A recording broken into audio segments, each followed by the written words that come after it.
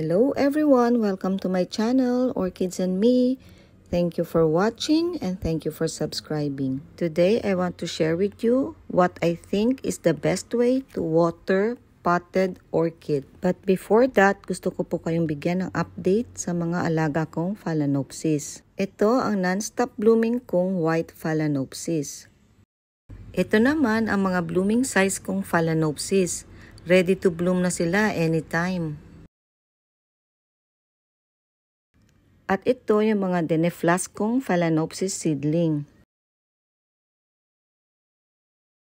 Kasamahan ito nung niripat kong Phalaenopsis 2 weeks ago sa last video ko. Kailangan ko na silang iripat as soon as possible. Ito yung mga Phalaenopsis seedling ko noon. Ngayon, blooming size na sila. Kailangan na rin silang mairipat.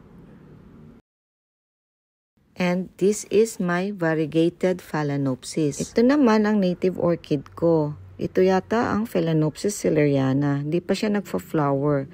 Ito ang Phalaenopsis Aphrodite. Palagi siyang namumulaklak. Halos every year. Minsan, twice a year. Di ko maalala kung anong flower nito.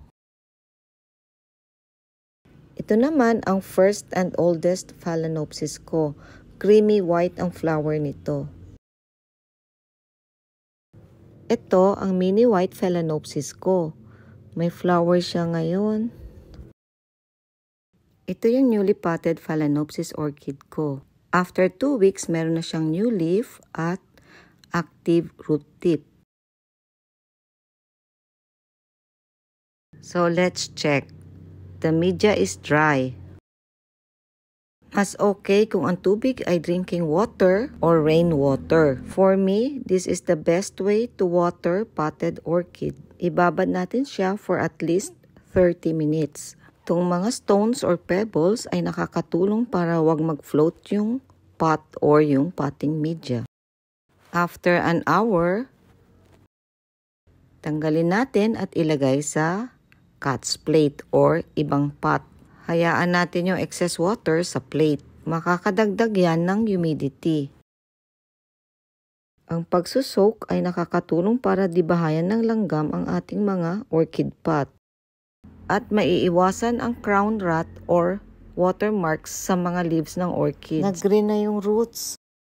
Sa ganitong paraan ay nagkakaroon ng enough time yung roots na mag-absorb ng water. Kailangan lang natin magdilig pag dry na yung media or once a week. Pwede rin ito gawin sa pag-fertilize ng orchid. Sa halip na tubig ay dilute fertilizer mix ang gagamitin. Applicable din ito sa ibang potted orchid. Ginamit ko lang example ang Phalaenopsis orchid.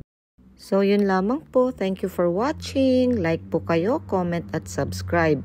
Hit nyo rin po yung notification bell para ma-inform kayo sa mga bagong videos. Thank you. Bye-bye. See you next video.